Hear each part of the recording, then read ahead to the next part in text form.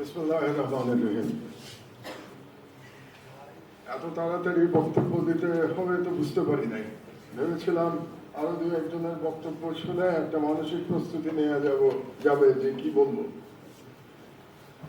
আসলে বেশ কিছুদিন ধরে আমি বেশ ক্লান্ত, বিভিন্ন কারণে, কাজের চাপ, কিছু ব্যক্তিগত শোকের ব্যাপারও আছে, এগুলো নিয়ে বেশ ক্লান্ত। কাজেই ঠিক বক্তৃতা দেওয়ার মতো মেন্টালি রেডি না আমি আজকে, ফ্র্যাঙ্কলি। এবং আজকে যে আসবো সেই সিদ্ধান্ত নিয়েছি একেবারে শেষ মুহূর্তে বলা যায়, গতকাল সম্ভবত। যেহেতু আপনারা সবাই এসছেন, আমার বন্ধুরা, ছোট ভাইয়েরা সব এসছে এখানে, কাজেই তাদের আহ্বান অবহেলা করতে পারি নাই।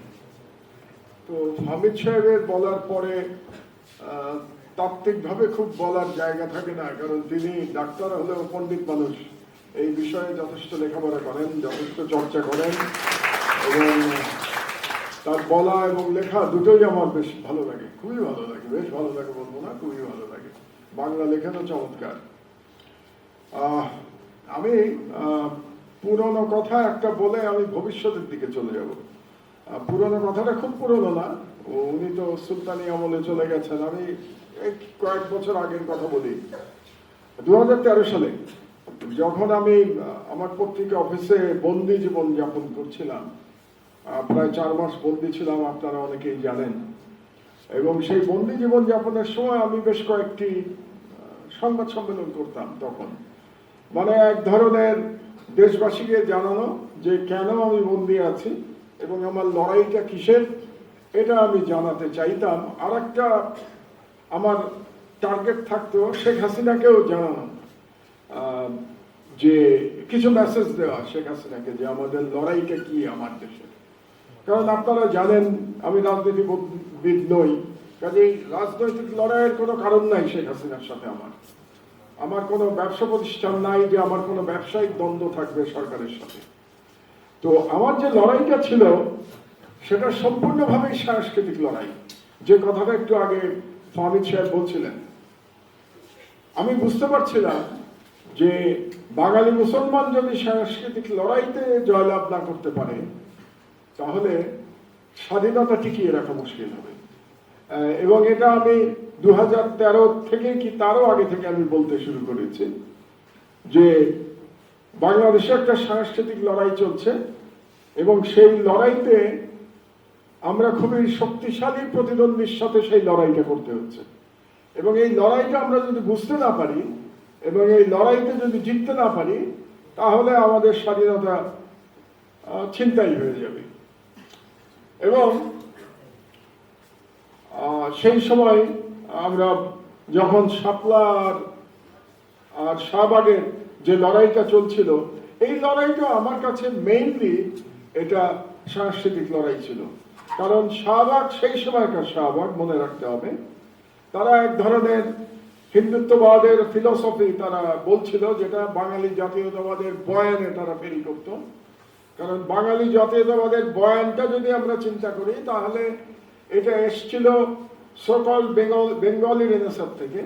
এবং বেঙ্গলি রেনেসাঁ যেটা তৈরি হয়েছিল সেটা কলকাতা কেন্দ্রিক প্রেসিডেন্সি কলেজ এবং ওখানকার রেনেসাঁ, এবং আপনারা জানেন নিশ্চয়ই উইলিয়াম কেরি এবং এই জাতীয় লোকেরা, এই বেঙ্গলি রেনেসাঁ, এই ব্রিটিশরা, তারাই প্রধানত বেঙ্গলি রেনেসাঁ হর্তাকর্তা ছিল সেই সময়।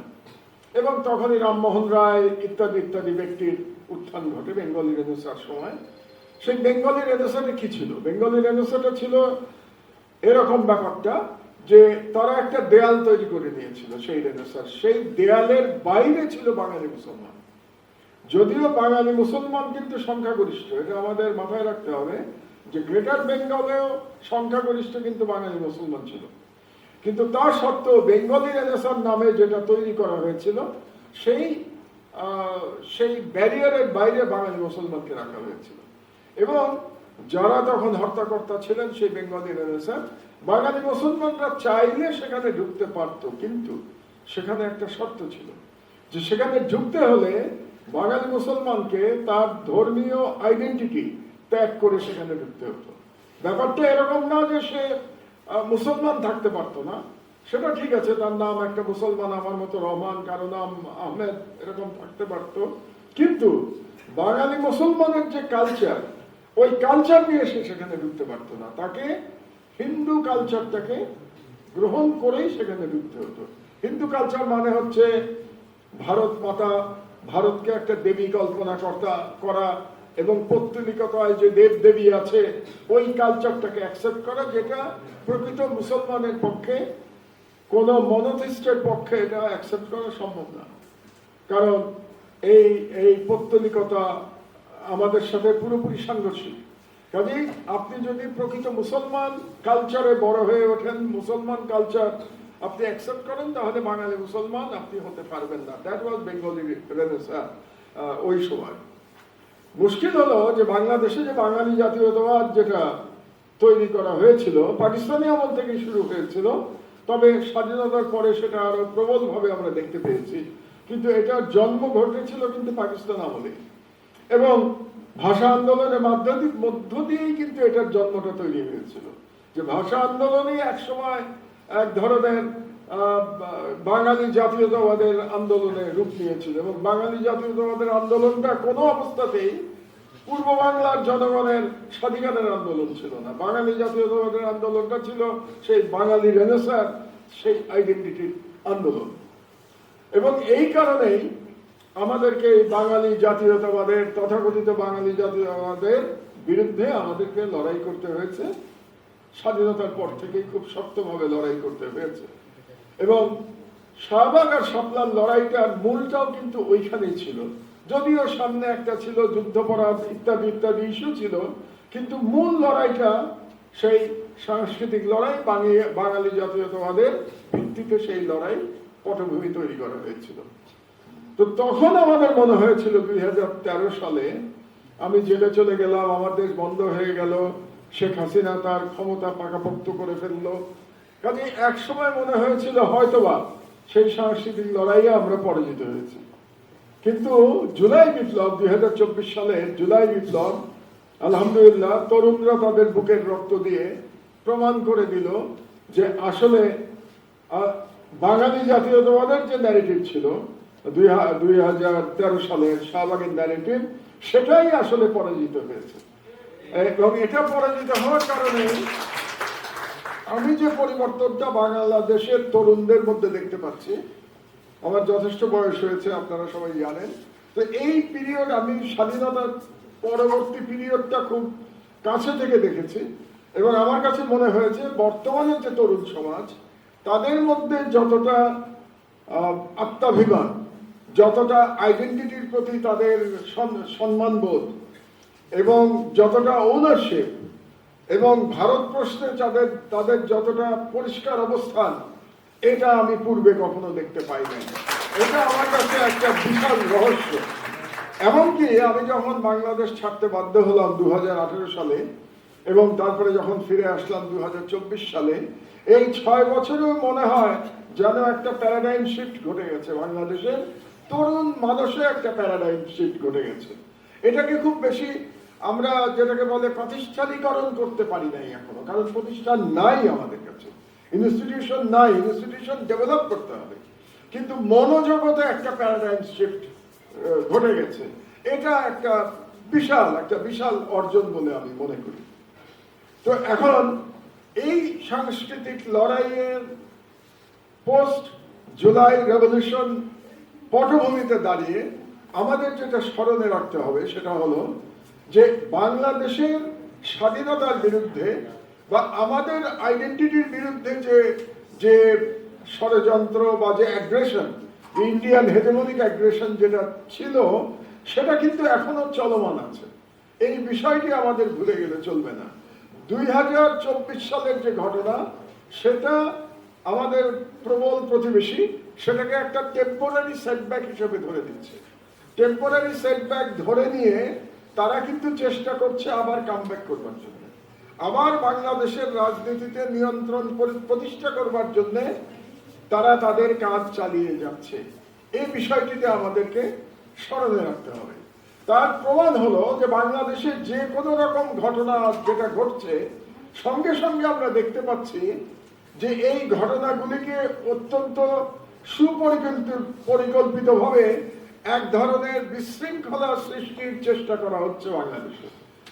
আপনি গত এক মাসের মধ্যে যদি আমরা দেখি, গোপালগঞ্জের ঘটনা আমরা যদি দেখি, এবং এই যে ট্র্যাজিক প্লেন ক্র্যাশের পরে যে বাচ্চারা মারা গেল, তারপরে টিচাররা মারা গেলেন মাইলস্টোন স্কুল এন্ড কলেজে, এবং তারপরে আমরা যে অর্গানাইজ যে এক ধরনের এনার্কি তৈরি করার প্রচেষ্টা দেখতে পেলাম, এটা কিন্তু অর্গানিক ছিল না।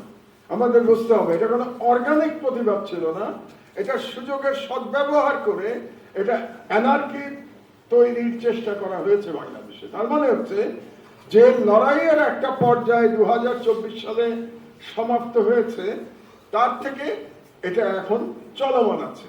মানে ভারতীয় আধিপত্যবাদের যে প্রচেষ্টা বাংলাদেশকে আবার করায়ত্ত করবার জন্য, সেই প্রচেষ্টা এখনো চলমান আছে।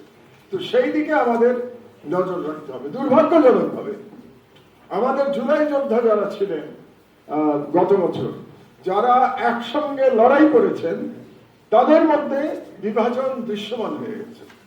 এটা হচ্ছে সব থেকে দুর্ভাগ্যজনক পরিস্থিতি, যে যারা একসঙ্গে লড়াই করে হাসিনার ফ্যাসিবাদকে পরাভূত করলো, তারা এখন একে অপরের বিরুদ্ধে লড়াই করছে।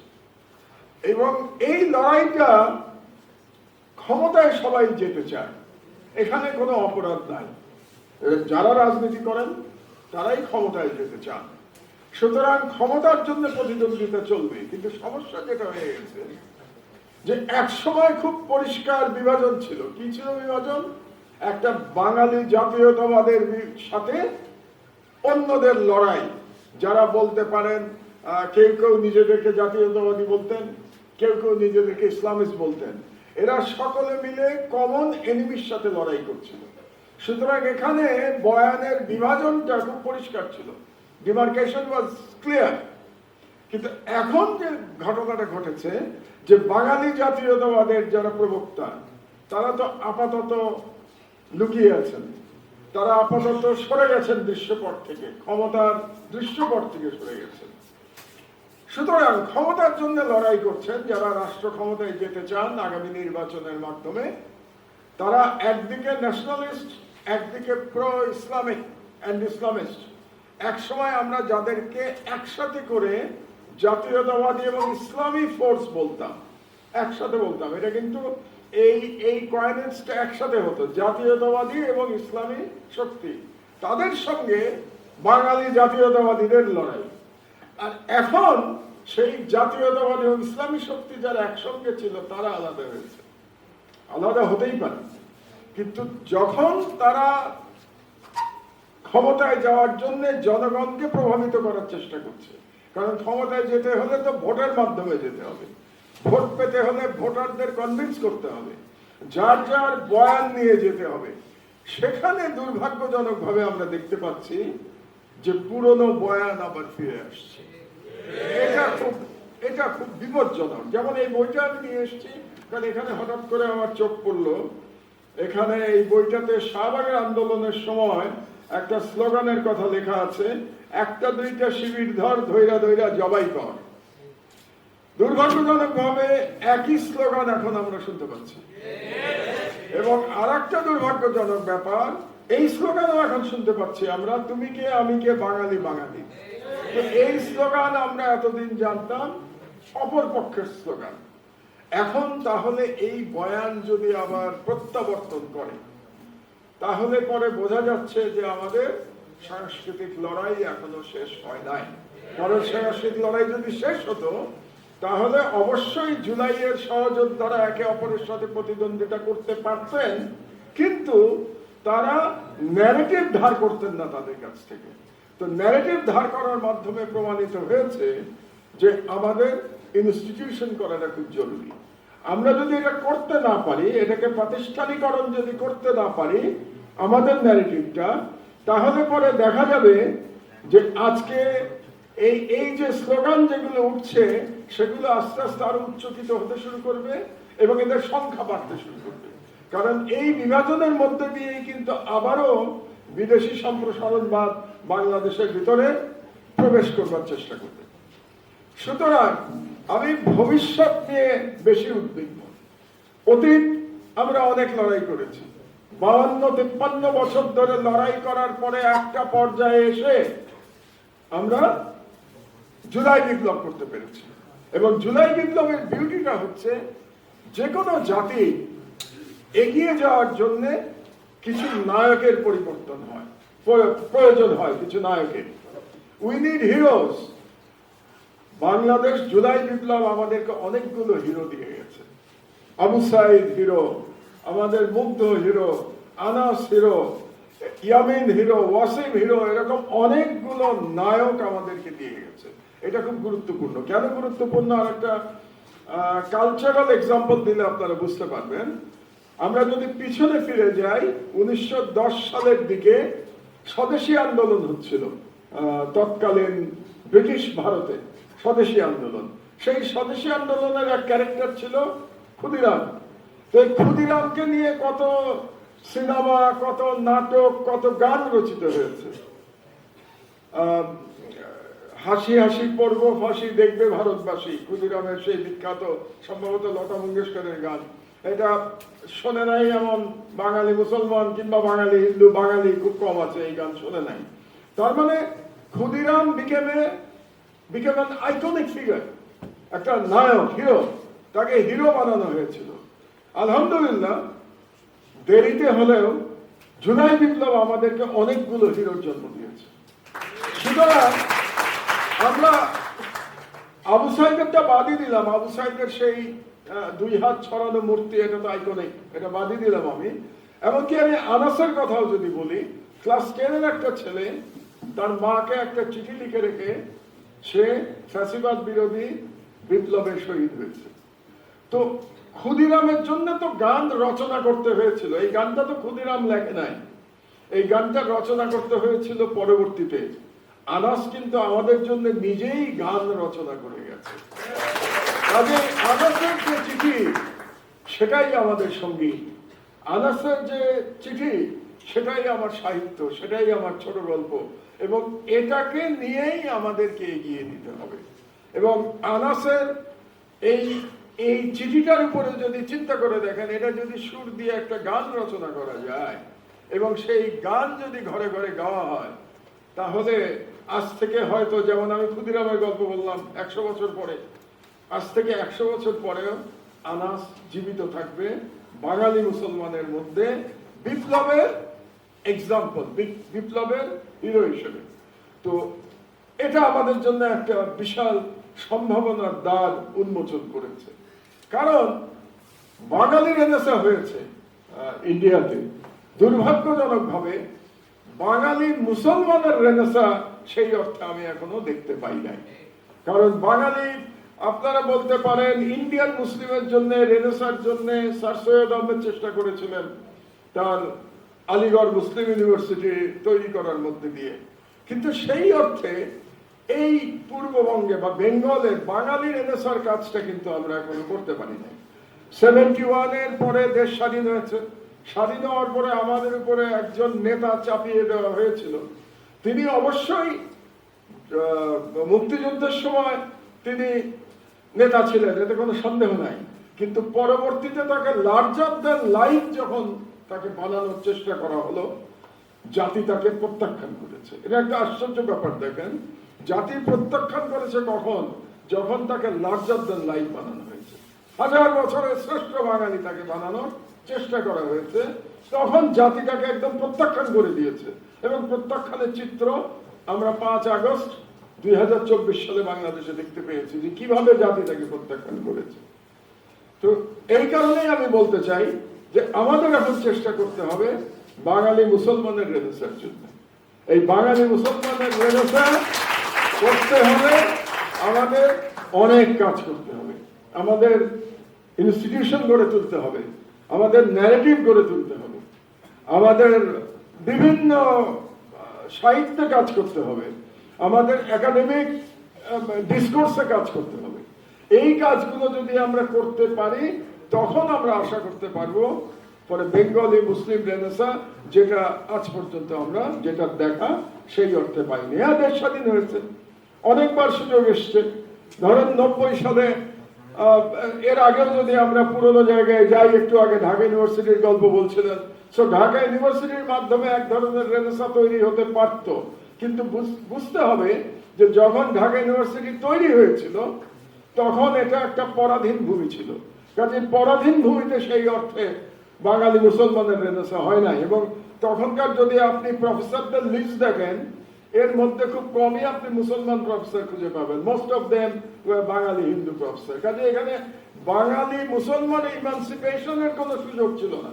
1947 আর একটা সুযোগ এসেছিল, কিন্তু সমস্যা হলো যে পাকিস্তানের যে শাসক শ্রেণী ছিল তারা এক নম্বর হলো যে সেই শাসক শ্রেণী এক ধরনের নিজেদের হাতের মধ্যে সকল ক্ষমতা কুক্ষিগত করতে চেয়েছিল, এন্ড সেই শাসক শ্রেণী অ্যান্টি পিপল ছিল, এক নম্বর। 2 নম্বর সমস্যা হলো যে তারা সম্ভবত বাংলাদেশের ইতিহাস সম্পর্কে খুব একটা অবগত ছিল না। তারা আমাদেরকে লেসার মুসলিম মনে করত। আমার ব্যক্তিগত ধারণা, পাকিস্তানের যে রুলিং ক্লাস ছিল সেই সময়, তারা বাংলাদেশে যে স্বাধীন সুলতানি আমলের 500 বছরের গ্লোরিয়াস ইতিহাস, এটা কিছুই তারা জানতো না। তারা মনে করত তারা মুসলমান, আমাদের এখানে আমরা বোধহয় লেসার মুসলমান, যে কথাটা আমি বললাম। অথচ এই অঞ্চলেই কিন্তু সুলতানরা, যেমন একটু আগে গিয়াসউদ্দিন আজম শাহের কথা হয়েছে, শামসুদ্দিন ইলিয়াস শাহের কথা হয়েছে, তাদের মতো রুলাররা এইখানে তারা ইউনাইটেড বেঙ্গল তৈরি করেছিল। এবং সত্যিকার অর্থে ইউনাইটেড বেঙ্গল সর্বপ্রথম তৈরি করেছিল শামসুদ্দিন ইলিয়াস শাহ। তার আগে যে সমস্ত হিন্দু রাজারা ছিলেন, ইভেন পাল বংশ কিংবা সেন বংশ, তারা কখনই পুরো বেঙ্গলটাকে একটা পলিটিক্যাল এন্টিটির মধ্যে তারা আনতে পারেন নাই। এইটা প্রথম পারলেন, এই ইস্ট বেঙ্গল স্বাধীন করেছিলেন মোবারক শাহ ছিলেন, উনি ছিলেন এটার অধিপতি। মোবারক শাহ মারা যাওয়ার পরে অনেকে বলে যে শামসুদ্দিন ইলিয়াস শাহ মোবারক শাহের বন্ধু ছিলেন, এবং তিনি মোবারক মারা যাওয়ার পরে সুলতান মোবারক, যিনি কি বলে এখানে সোনারগাঁয়ে তার রাজধানী ছিল, এবং তিনি প্রথম চট্টগ্রাম পর্যন্ত জয়লাভ করেছিল মোবারক শাহের আমলে, যেটা মোবারক শাহী একটা সালতানাত তৈরি করেছিল। যাই হোক, শামসুদ্দিন ইলিয়াস শাহ তারপরে এটাকে কম্বাইন করেন, এবং শামসুদ্দিন ইলিয়াস শাহ সর্বপ্রথম বলেন সুলতানে Bangla, that was his title. তার মানে তিনি প্রথম বাংলাকে বললেন একটা পলিটিক্যাল এন্টিটি। তার আগে হিন্দু রাজারা নিজেদেরকে বলতো গৌরেশ্বর, অর্থাৎ তারা নিজেদেরকে গৌরের ঈশ্বর বলতো। তারা কখনো বেঙ্গলকে ওন করে নাই। যে সমস্ত হিন্দু রাজারা ছিলেন, সেন রাজারা, পাল রাজারা, সবাই তারা গৌরের ঈশ্বর নামে নিজেকে বলতেন, গৌরেশ্বর।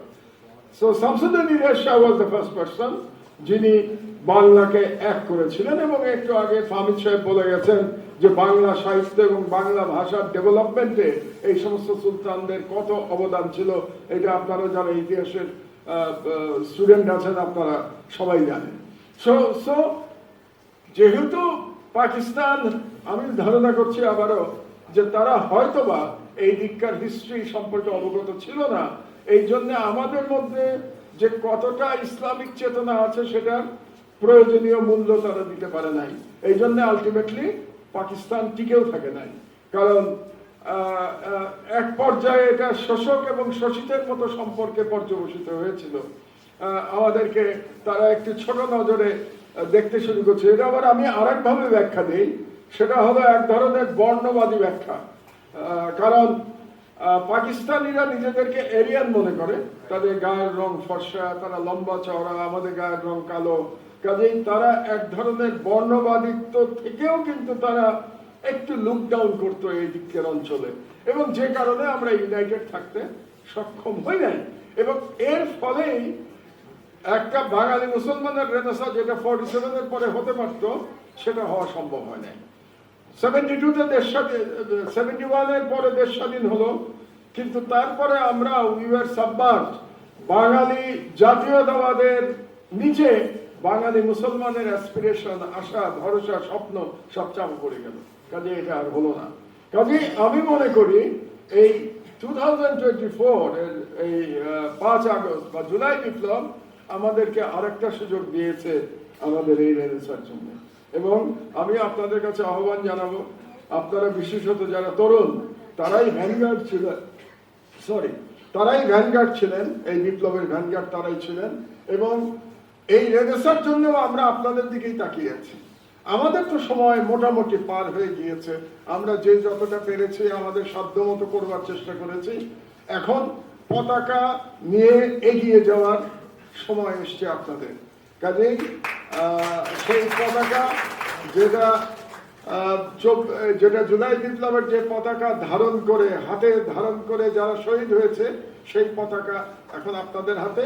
এবং আমরা আসুন আমরা একসাথে এগিয়ে যাই, একসাথে কাজ করি এবং সকল ষড়যন্ত্র মোকাবেলা করে আমরা বাঙালি মুসলমানের জন্য একটা স্বাধীন এবং একটা মানবিক রাষ্ট্র গঠন করি, যেই রাষ্ট্রে সবার সমান অধিকার থাকবে।